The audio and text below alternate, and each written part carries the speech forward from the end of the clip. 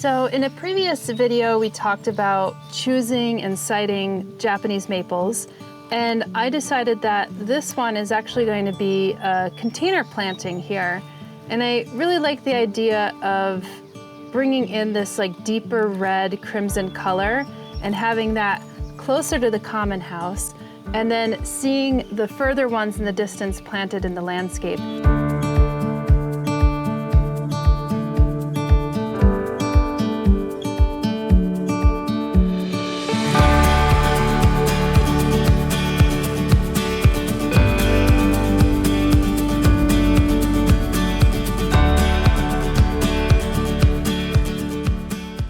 And when choosing a Japanese maple for a container, you'll likely want to go for something that is a dwarf variety.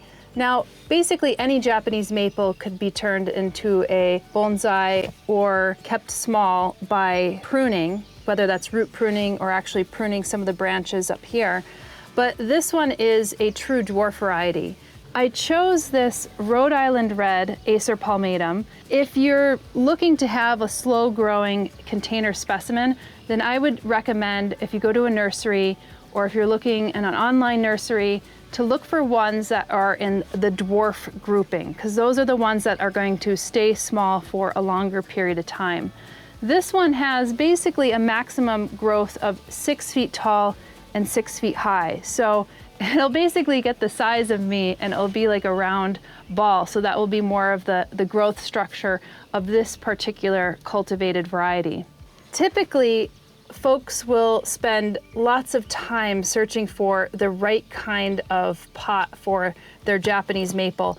And I realized after looking at the small selection of planters that I've bought up here, especially some that have a larger size, I don't have that many. And I found that I planted, this blackberry, which is actually a blackberry that I could easily just plant in our orchard.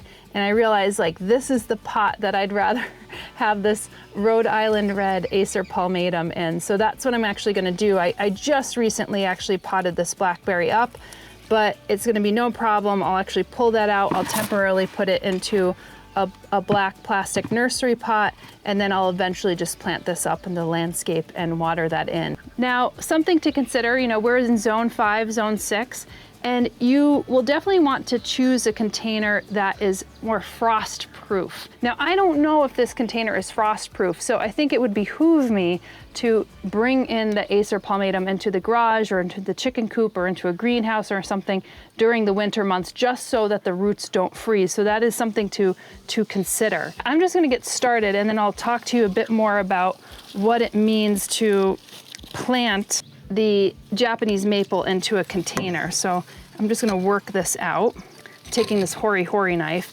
I literally just planted in this container, I would say 2 weeks ago. It shouldn't be too difficult to remove, but it is a fairly deep container. I think this is 14 inches across, maybe 14 or 15 inches across. Let me see if I can get good leverage. Okay, yep. So here we go. Nice roots, a lot of new growing roots as well. I'm just gonna put that in here. Sorry, Mr. Blackberry, but I could say he got upgraded to the landscape, not demoted. So typically, I just put the soil in here, so I'm going to reuse some of this potting medium. Actually, basically what I used is this Espoma Mix potting medium, which is perfectly adequate. So typically if you're planting Japanese maple in the landscape or if you're planting it in a container, they would prefer around neutral, hovering around the neutral to a bit more acidic zone. So if you have a very alkaline soil in your landscape, you're going to, it's too sweet for the plant. You're going to want to either use a soil acidifier, which is why I brought this out. You're gonna wanna use a soil acidifier within your landscape. This is Espoma Organics Hollytone, so this is great for azaleas, rhododendrons, things that want a bit more acidic soils. And you'll often see in Japanese gardens azaleas or rhododendrons planted next to Acer palmatums, planted next to pines, which all like that more ericaceous soil or that more acidic soil. If you already have an acidic soil, then you could go with something more like tree tone. So you don't want to over acidify your soil, so you can have something like this, for instance. But like I said, if you have an alkaline soil or a near neutral soil, you're going to want to use something like the holly tone or the soil acidifier. Of course, there's other products other than Espoma's products, but these are perfectly adequate and great for organic gardening as well. When you're talking about a container, you want to have a slightly acidic soil. I mean, it will be fine with a neutral soil, but it will be happier in a slightly acidic soil. So you could do that through multiple ways. Again, I would add maybe the holly tone, maybe not the soil acidifier, but I'd use the holly tone around the top and really water that in. You could also use something with more peat. It's something that, you know, you want to maybe use a little less of, because peat is a non-renewable resource. So something like this might actually be a bit better. But you also have that kind of peat mix in with your potting medium, so you don't also want to overdo it. But a lot of the potting medium is a neutral mix. So if you see here, we're gonna see if we could remove this out. We'll take a look at the root structure. And this looks great. It's not really pot bound. I could really tease out the roots, so that's nice to see. Sometimes you'll see these roots like circling around in the pot, but this is really friable. That's nice, nice, nice to see. And you can see this is kind of like this woody, peaty mix. I'm just gonna massage around the edges and just free up some of those roots, because this pot is slightly larger than this nursery pot that it came in. See, I might have to remove some of the soil, because I want this about 2 inches from the top, because when you're watering this in, you don't want the water to spill out onto your deck or wherever you're going to feature this tree.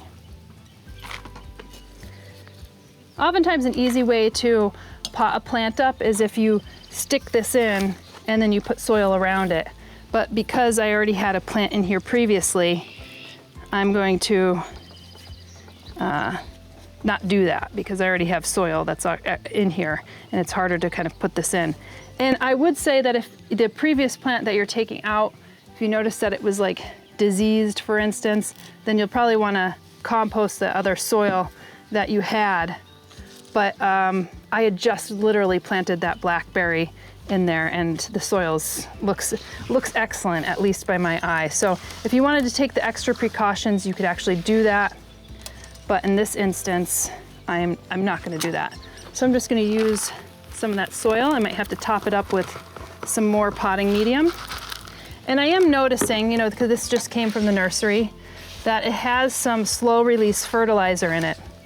So if I'm giving it a fertilizer, an additional fertilizer, you'll want to make sure that it's an organic fertilizer, and then that you're not over saturating it with fertilizer, because that could burn the plant and burn the tips of the plant.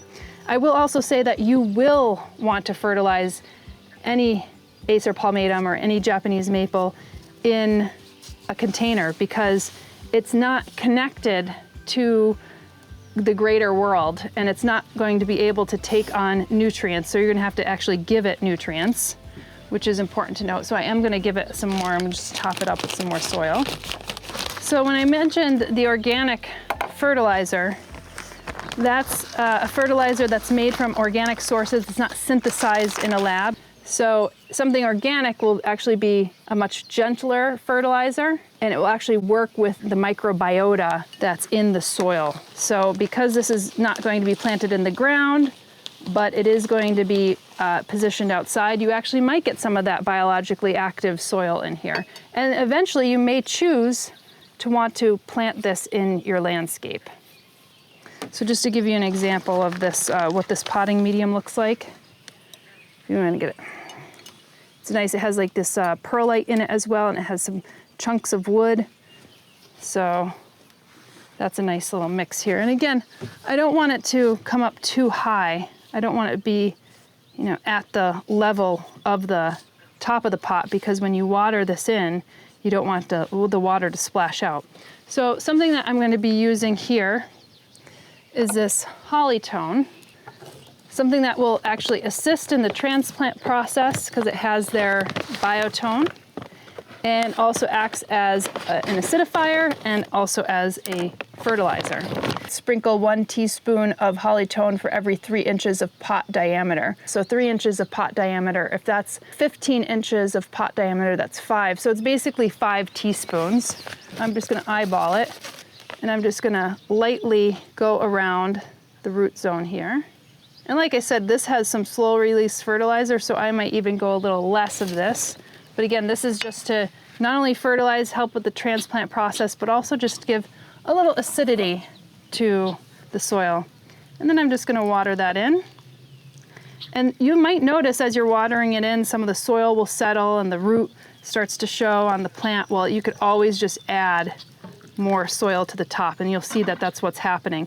And this is important when you water something in, because it brings all that fresh air, all that fresh oxygen down through the soil, down through the root zone, and you want to water it all along the edge. Now, one of the things that you might want to consider, and that I'll probably end up doing, and I just don't have it here right now, is because this does have some peat in the potting medium, it could have a tendency, especially in the sun, especially because you want to have some of this sun, some early afternoon sun, maybe some afternoon sun, the peat could dry out if you're not watering it throughout the day, obviously. And then when the peat shrinks, the water may not be able to penetrate down. So oftentimes you may just want to put like a mulch layer on top, very thin mulch layer on top. Some folks may actually put like some shale particles or some lava stones, something that actually protects the top of the soil. So that's something that I will actually consider.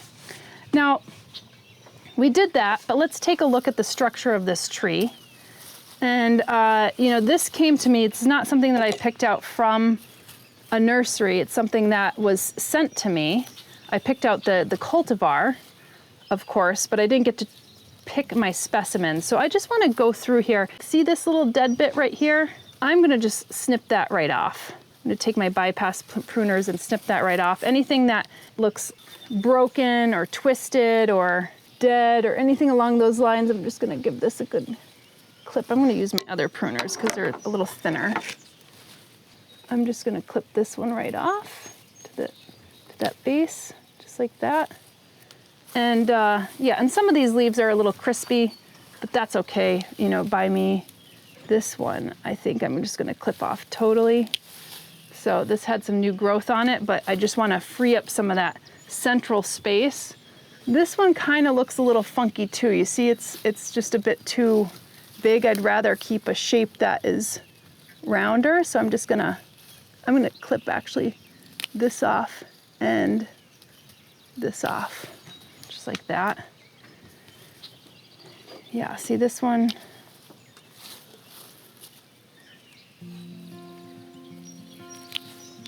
So one of the things that Japanese maples, they're really amenable to shaping. So this one's like slightly broken, so I'm just gonna take that off. This is this whole thing right here, just removing that. And you have to be careful because some of ours in the landscape have gotten defoliated or slightly defoliated from the spongy moth, and it doesn't mean that those branches are dead, they just might have been defoliated. So sometimes you might want to wait to actually prune your plant. You can see all this dead bits here. I don't think I need to prune anything. I just need to remove some of those dead bits that's hanging on there. Again, this is a little dead bit. I could prune off here, prune off this one. And you can see that some of this tree is green and some of it's red. And I think that's just the byproduct of where is the sun hitting it. And if you don't thin out your Japanese maple and it has this kind of coloration, oftentimes something that's shaded in the back, those leaves will be a different color than maybe the crimson color that you want to achieve. See, I'm debating whether I want to clip this one back entirely. I think I am, which is kind of crazy, but there is some strong growth below it, and that will start to branch out. So I am going to clip that off and just have a tighter plant. Even this right here, strong branch, but I'm going to clip it off. just because, again, I just want to keep that shape. But that's, essentially what I'm gonna do here. Now, I will say that if you add mulch to the top of this, make sure that you don't like build a volcano up around the trunk. You wanna keep that mulch away from the trunk itself, because oftentimes that will invite rot around the trunk. You need the trunk in order to actually have the plant to breathe, so they're not just exchanging gas exchange from the leaves, they're exchanging it in the roots, and it's also exchanging from the trunk and the branches as well. So that's something to really be mindful of. And again, it's your choice of what you want to add, or even if you want to add anything to the top of the plant at all. And then the last thing I would say is you do want this elevated off the ground. So I'll have to come up with a solution to kind of put it into, its own space so the water could properly drain. This does have a drainage hole, and that's really important. You don't want to waterlog your Japanese maple, especially as it's approaching kind of the summer months. You want to have a little more dryness, because that's where it's going to get the deepest color. But I will say it could be very easy for you to dry this plant out because it's in a container. So you also do want to make sure that you're giving it enough water and that you're not unintentionally drying it out too much. So that is kind of the push and pull when you have a container planting, but you will want to get this elevated. If you have a wooden deck like we have, then you don't want the water spilling out onto the wooden deck, so that's something that you'll actually want to be mindful of as well. But this is the container planting of a Japanese maple. Again, dwarf variety. This is Rhode Island Red, but there are many dwarf varieties that you could go and select for, and this is just one of the many that are out there. If you're finding value in the videos we produce, we'd love for you to subscribe and hit the notifications button here on YouTube. We're committing 10% of our Google AdSense revenue back to projects in the Finger Lakes region, so your viewership is not only appreciated, but contributes to the community here. We'll see you in the next video.